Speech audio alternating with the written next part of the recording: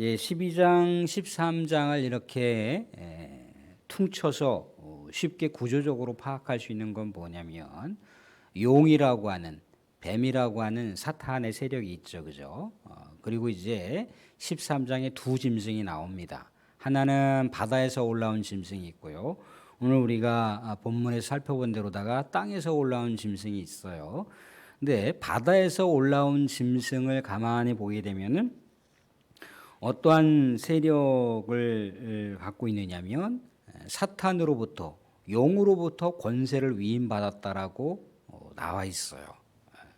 근데 요 땅에서 올라온 짐승, 그러니까 바다에서 올라온 짐승은 사탄으로부터 권세와 능력을 받았다라고 나와 있고, 요 땅에서 올라온 짐승은 아까 사탄에게 권세와 능력을 받았던 바다에서 올라온 짐승을 또 숭배하는 일들을 한다는 거예요.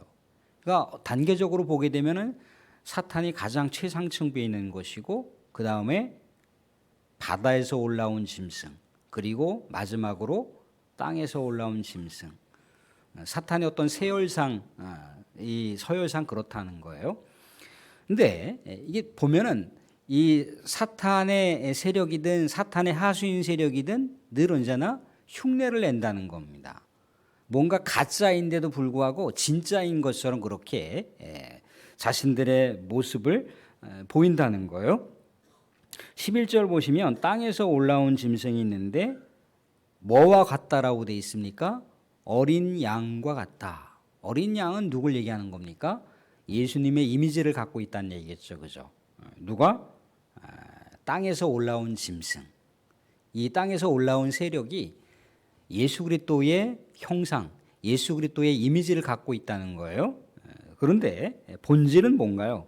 본질은 11절 하반절 보시면 용처럼 말을 하더라. 용이 뭐라고 그랬죠? 아까 사탄이라고 그랬어요. 그죠? 사탄처럼 말을 하더라. 사탄처럼 흉내를 내더라. 그러니까 진짜 겉모양은 완전히 예수 그리스도의 향기로운 그런 모습인데 그 본질은 뭐라는 거예요? 사탄이라는 거죠. 사탄. 그러니까 그리스도를 반대하고 또 하나님을 모욕하고 그리스도의 공동체를 분열시키고 해체하고 이간하는 그런 세력이 또 하나 있었으니 이런 자들이라는 거예요. 그럴듯해 보이지만 실체에는 그것이 아니라고 하는 얘기를 해주고 있습니다. 아까 이 사탄이든지 아니면 사탄의 하수이든지 하나님을 모방한다고 하고 있어요. 그죠? 아까 땅에서 올라온 짐승은 예수 그리스도를 모방을 합니다.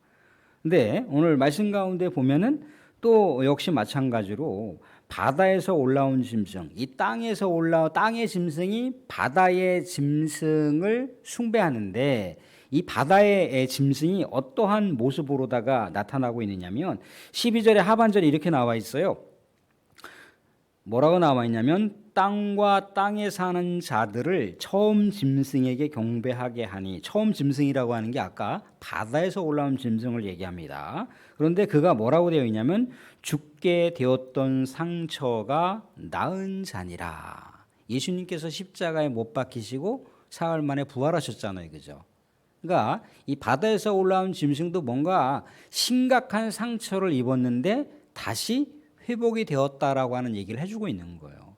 굉장히 예수 그리스도를 모방하는 것 같은, 또 예수 그리스도의 사역을 모방하는 것 같은 그런 모습을 갖고 있습니다. 그런데 이렇게 사탄과 사탄의 하수인격에 속하는, 또 그리스도를 반대하는, 그리스도의 공동체를 회방하는 이런 자들이 왜 일반 사람들을 유혹하고 일반 사람들의 마음을 자석처럼 끌어당길 수 있고 또 교회 공동체를 해체할 수 있을 만한 근거가 있다는 거예요. 왜 그렇습니까? 그들에게는 힘이 있다는 겁니다. 그들에게는 권세가 있다는 거예요. 그래서 이렇게 나와 있어요. 그죠? 13절에 보시면 큰 이적을 행하되 심지어 사람들 앞에서 불이 하늘로부터 땅에 내려오게 하고, 또 14절에도 짐승 앞에서 받은 바 이적을 행한다는 거예요. 사랑하는 성도들, 이단에 기적이 없을까요? 이단의 치유가 없을까요? 이단의 놀라운 능력과 권세가 없을까요? 아니, 불교의 이적 사건이 없을까요? 불교에도 치유 사역이 없을까요? 있어요. 일반 불교인들 중에 기독교인으로 개종하는 사람도 있지만 그 반대로도 가능합니다. 정통 기독교에 있다가 불교로 개종한 사람들도 있고요. 또 이단에서 탈퇴해서 정통 기독교로 돌아오는 분들이 있는가 반면에 그 반대로 정통 기독교에서 이단으로 그렇게 개종하는 사람들도 있다는 거예요. 그러니까 이적과 치유와 이 놀라운 이 예수님 시대뿐만 아니라 오늘날의 시대도 이런 이적과 놀라운 신유의 사역과 신비의 사역들이 많이 일어나는 것이 기독교 안에서만 이루어지는 게 아니라는 거예요. 그러니까 생각을 해보세요. 많은 사람들이 마음이 흔들린다는 겁니다. 많은 사람들의 마음이 뺏긴다는 거예요. 근데 이걸 아실 수 있으면 좋겠어요. 꼭 우리가 하나님한테 간절히 기도한다고 물론 그 기도가 응답이 되겠지만 간절히 기도하지 않더라도 기도의 흉내로서 간절히 기도하지 않더라도 우리 마음이 하나님하고 접속되어 있으면 그게 기도일 수가 있어요. 제가 어디 교회라고 말씀드리지 않겠지만 우리 김천 동시찰 경내에 있는 교회 중에 한 교회에 이 마을에서 그렇게 수십 년 동안 어렸을 때부터 교회를 그렇게 아주 그냥 욕하고 정죄하고 교인들을 그렇게 그냥 못 살게 굴었던 한 분이 있었다는 거예요. 그냥 집안에서도 그냥 너무너무 교회 다니는 사람들을 그렇게 힘들게 하는 분이 계셨는데 한 번은 딸이 교회를 왔다는 거예요. 딸이 교회를 와서 이만저만해서 딸이 아니라 며느리가 우리 시아버지가 이만저만해서 아이고 목사님 중한 불치병에 암투병 하시는 분인데 돌아가시기 전에 꼭 예수 그리스도를 믿고 좀 하나님한테 그동안 교회를 박해하고 교인들을 그렇게 정죄하고 그런 것들을 좀 마음을 풀고 가시면 좋겠어요. 그리고 이제 부탁을 하더라는 거예요. 목사님이 이제 그러면 그 어르신, 그 시아버님 되시는 분을 한번 교회로 한번 모셔오세요. 꼭 주일날이 아니어도 좋으니까 평일에라도 모셔오실 수 있으면 모셔오세요. 아니면 제가 가도 되고요. 근데 그 이제 시아버지가 오셨다는 거예요. 병원에서는 이미 시한부 선고를 받았다는 거죠. 근데 목사님 뭐라고 얘기했냐면 꼭 주일날 예배 드릴 수 있으면 좋겠고요. 그렇지 않으면 그냥 교회 오셔서 잠깐씩 이렇게 그동안 하나님한테 또 교회한테 믿음의 사람들을 힘들게 했던 거 용서해 달라고 그렇게 기도하시면서 마음속으로 기도하셔도 좋고 저 십자가를 바라보시면서 기도하셔도 좋고 하나님께 기도하셔도 좋은데 그렇게 마음을 충분하게 푸시고 그렇게 생활하세요. 그렇게 이제 다독다독거리면서 이제 기도를 해드리고 보내드렸다는 거예요. 근데 아니나 다를까 이분이 일주일에 꼭 한두 번은 교회로 오시더라는 거예요. 주일날이 아니더라도 꼭 한두 번씩 오시더라는 거예요. 근데 병원에서 분명히 시한부 판정을 받았는데 이 며느리가 바라봤을 때는 아무 조짐이 안 나타나는 거예요. 6개월 있다가 아무 조짐이 안 나타나서 시아버님을 모시고 대구 무슨 병원에 이렇게 한번 가봤다는 거예요. 그런데 흔적이 없이 사라졌다는 거. 흔적이 없이. 그 목사님이 그러면 목사님 저 그분 위해서 뭐 첫날에 오실 때만 그렇게 안수기도 했지 한 번도 안수기도 한 적이 없어요. 그런데 그렇게 하나님한테 와서 그냥 교회 예배당에 뜰 밟고 잠깐 와서 좀 쉬시다가 가시고 그러셨는데 하나님이 놀랍게 이렇게 치료해 주셨다는 거예요. 그런데 그 사건으로 인해서 이 가정이 이제 변화되기 시작을 하는 거죠. 그분이 변화되기 시작하고 그 가정이 이제 교회를 다니기 시작했다라고 하는 얘기들을 이렇게 해주세요. 근데 이러한 일들이 뭔가 교회에서 일어나면은 교회가 정말 하나님께서 살아계신 교회이구나라고 느낄 수 있잖아요. 그죠? 교회에서 그런 일이 일어나면. 아니, 목회자가 그런 일을 만들었다면, 우리 목사님 능력이 많네. 그렇게 생각을 할 거 아니에요. 그죠? 근데 이런 일들이 교회에서만 일어나는 게 아니라고요. 찬부를 하다가도 일어나는 거예요. 찬부를 하다가도. 그러니까 뭐냐면, 이렇게 어떤 이적이라고 하는 것, 어떤 치유사역이라고 하는 것, 이런 것은요, 우리 교회가 아니라 교회 밖에서도 얼마든지 나타날 수가 있습니다. 다만 목적이 다른 거죠. 목적이 거기에 있는 게 아니잖아요. 그죠? 이단이나 사이비 단체의 그 모습을 보세요. 기존에 있는 정통교회를 많이 흉내를 내요. 무료 성경 66권 전체 창세기부터 계시록까지 독파해 드립니다. 하늘로부터 신의 계시를 받은 누구누구가 계시받은 대로다가 성경을 가르쳐 드리니 기존에 있는 신학 박사들조차도 와서 신의 계시를 받은 이분에게 성경을 배웁니다. 이 놀라운 진리를 배워보시지 않겠습니까? 치유 영성 집회라고 해서 거기 참여하게 되면 기도도 가르쳐줘. 또 몸에 질병이 있을 때 질병을 퇴치하는 방법도 알려줘. 마음의 고통과 질병이 있을 때 마음의 고통과 질병 그 모든 것들을 다 뿌리채 뽑을 수 있게 해줘. 치유 영성 집회 참여하면 그런 일이 일어난다는 거예요. 근데 일어날 수도 있다는 거예요. 안 일어날 수도 있고 일어날 수도 있다는 거예요. 근데 이들의 목적이 뭐냐는 거죠. 이들의 목적이 뭔가요? 이들의 목적은 오늘 말씀 가운데도 빗대서 연결해서 생각해 볼 수가 있는데요. 이렇게 얘기하고 있어요. 14절 보시면 짐승 앞에서 받은 바 이적을 행함으로 땅에 거하는 자들을 미혹하여 땅에 거하는 자들에게 이르기를 칼에 상하였다가 살아난 짐승을 위하여 우상을 만들라. 자신들의 특정한 단체를 섬기라는 거예요. 자신들의 특정한 교주를 섬기라는 거예요. 그들을 섬기라고 하는 것이 목적이에요. 그러니까 땅에 사는 사람들, 이 땅에서 올라온 짐승이 어떤 사탄으로부터든지 바다에서 올라온 짐승으로부터 뭔가 권세를 받아서 지금 뭔가 하나님이 아닌 그리스도를 대적하고 있는 어떠한 자들을 섬기도록 한다는 거예요. 그죠? 이게 이제 모방을 하는 것이고 흉내를 내는 거예요. 예전에 그 신신의 권사님이라고 하는 분이 유명한 유행가를 부르셨잖아요. 그죠? 근데 그냥 그 유행 따라 유행가를 부른 게 아니라 사실 성경에 대한 가르침과 연결되는 내용이에요. 세상은 요지경이라고 하잖아요. 그죠? 사람들아, 여기도 가짜고 저기도 가짜다. 사람들아, 그래서 세상은 요지경이야. 아무튼 그런 류의 노래를 불렀던 것 같아요.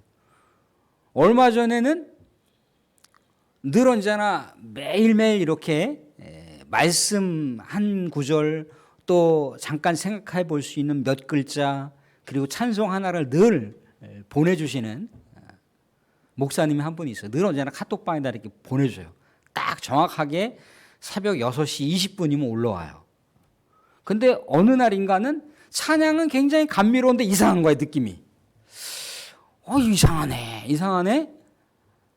찾아보니까 뭐예요? 찾아보니까 이단 단체에서 만든 찬송가인 거예요. 이단 단체에서 만든 영상인 거예요.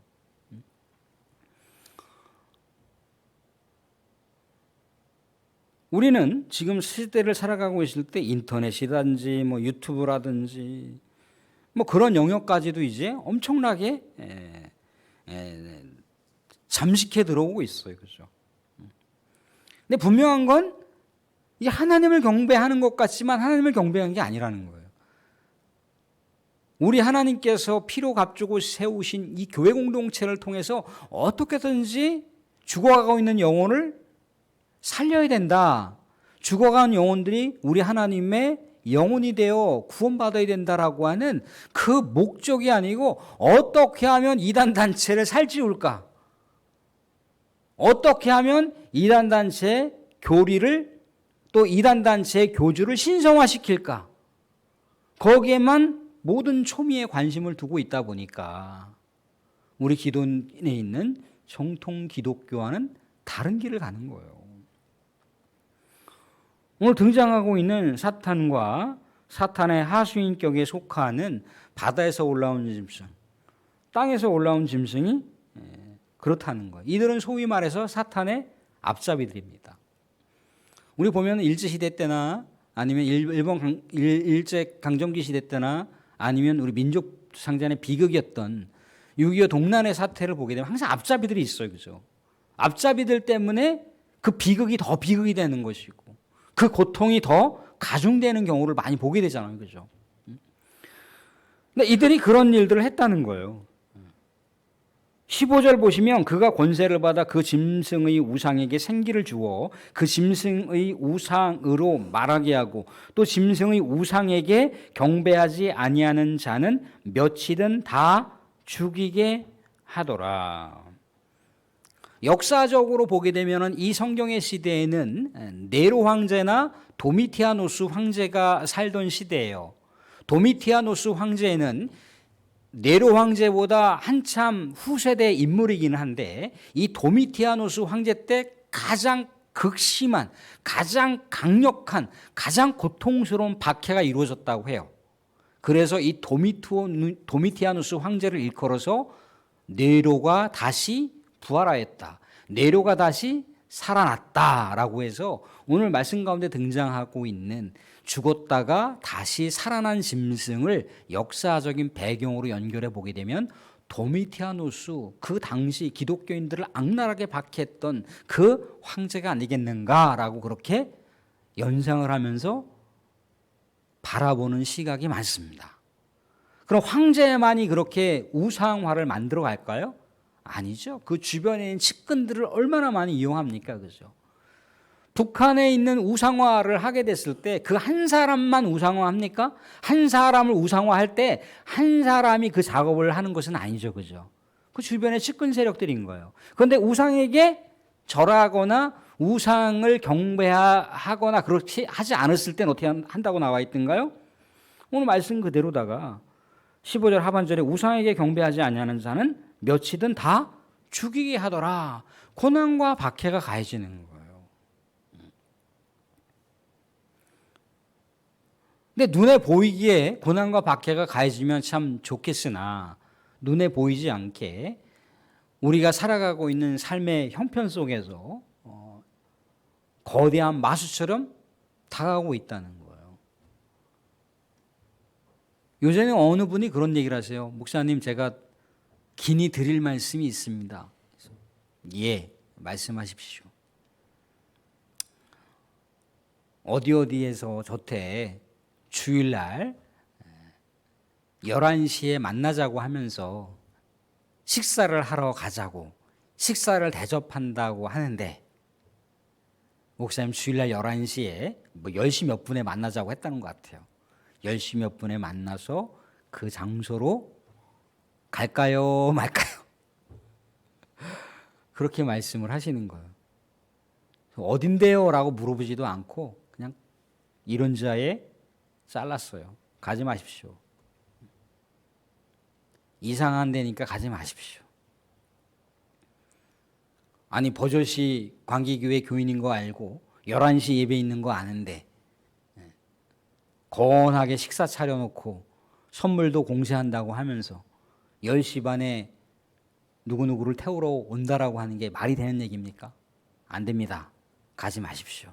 쳐다보도 보지 마시고 연락도 받지 마십시오. 이게 우리 교인들 안에서 나타나는 그런 일들인 거야. 설마 뭐 광기교회 교인들에게까지 광기교회 뭐 뜯어먹을 게 있다고. 지금 난리예요, 난리. 쭉하니 성경에서 얘기하고 있어요. 그죠? 이 적그리스도, 그리스도를 대적하고 교회 공동체를 분열시키고 파괴하는 자들이 얼마나 권세가 있고 얼마나 능력이 있고 기적을 행하고 또 치유를 행하는 또 사람들을 유혹하는 그런 일들을 행한다라고 나와 있어요. 그죠?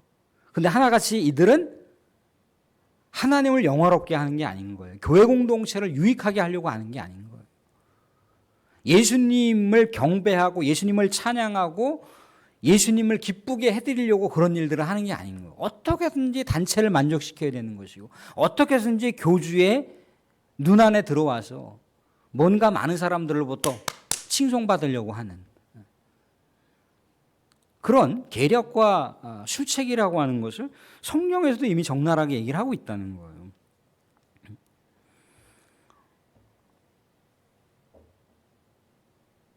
그럼 우리는 어떻게 해야 되겠는가? 우리는 보다 더 분별력을 가져야 됩니다. 보다 더 분별력을 가져야 돼요.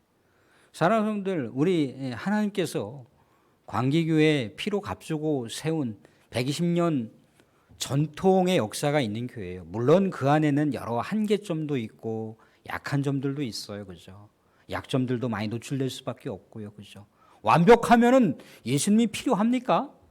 완벽하면 이미 구원의 역사가 끝난 거죠. 그죠? 뭔가 그 안에 연약한 모습이 있으니까 우리가 또 기도하고 연약한 모습이 있으니까 또 서로 싸우다가도 서로 손을 잡고 또 품어주고 격려하고 그러면서 또 우리가 130년 전통을 향해서 나아가는 거 아니겠어요. 그죠? 근데 이 교회 공동체를 우리가 사랑하지 않으면 누가 사랑해 줍니까? 저 김천시에 있는 누군가가 광기교회를 사랑해 줄 거라고 생각을 할 수가 있나요? 그럴 수가 없어요. 그래도 우리 교회 한솥밥 먹은 우리 식구들이 우리 교회를 사랑하죠. 우리 교회에 이런저런 여러 가지 그런 모습들이 있어도 결국은 우리 교회 교인들, 우리 교회 교인들, 우리 스스로가 사랑하고 우리 스스로가 품어주지 않으면 어디 뭐 지나가는 누군가가 광기교회를 애쓰겠습니까? 광기교회를 위해서 헌신하겠습니까? 광기교회를 위해서 헌금을 하겠습니까? 다 우리 성도님들이 피땀 흘리고 또 이것이 우리 하나님의 은혜였고 우리 하나님의 사랑이었고 우리 믿음의 선조들, 우리 믿음의 선친들이 이 교회 공동체를 얼마나 위해서 헌신했고 사랑했는지에 대한 그 아름다운 보존의 역사가 있었으니까 우리가 그 자취를 한 걸음 한 걸음 따라가는 거 아니겠어요? 그죠? 세상에 아무리 화려한 교회가 있다고 해도 거기 쳐다봐야 별거 없어요. 가봐야 처음에는 한 달, 두 달은 반겨주죠. 그죠? 근데 가보세요. 한 달, 두 달 지난 다음에 거기나 여기나 오히려 내가 섬기고 내가 소속되어 있는 그 교회가 진짜 우리 하나님의 살아있는 정을 느낄 수 있고 하나님의 살아있는 역사가 호흡하고 있는 그 교회인데 그러면서 거기서 또 방황하고 거기서도 또 고민하게 되고 그런다는 거예요. 사랑하는 사람들 뭐 특별하게 우리가 어디 멀리 이사를 가거나 아니면은 정말 직장차 뭐 어디 타지에 가서 살아갈 수밖에 없는 그런 형편이 아니고서는 광기교회가 가장 아름다운 교회고 광기교회가 가장 축복된 교회고 가장 광기교회가 나의 사이즈에 나의 영적인 사이즈에 가장 합당한 교회인 것을 우리가 헤아리면서 사랑하는 다만 우리 광기교회를 더욱더 아름답게 우리 주님께서 빛난 보석처럼 가꾸기를 원하실 때 다른 여러 가지 우리들의 마음을 뒤흔들어 놓을 수 있는 그런 세력들, 유혹들, 이단 사이비 단체가 우리 앞에 손을 내밀고 우리를 유혹한다 할지라도 단호하게 거절하세요. 거절하시고 그것이 우리 힘으로 잘 안 될 것 같으면 분별력을 달라고 그것이 정말 우리 성도님들 힘으로 안 되면 저를 부르세요. 저를 불러서 아니면 또 우리 장로님들도 계시잖아요. 장로님 불러서 우리가 같이 또 이 어려운 상황 가운데 교회를 더욱더 든든하게 세워가시는 지혜를 모아야 되지 않습니까? 사랑하는 성도님 광기교회를 더욱더 아름답게 세워가시고 정말 우리가 말씀에 대한 분별력이 없을 때 우리 주님께 말씀의 분별력을 달라고 말씀으로 무장하게 해달라고 그렇게 하면서 우리 광기교회를 더욱더 우리 하나님의 뜻에 부합하여 진실하게 신실하게 세워나갈 수 있는 저와 여러분들이 될 수 있기를 주님의 이름으로 축원드립니다. 아멘.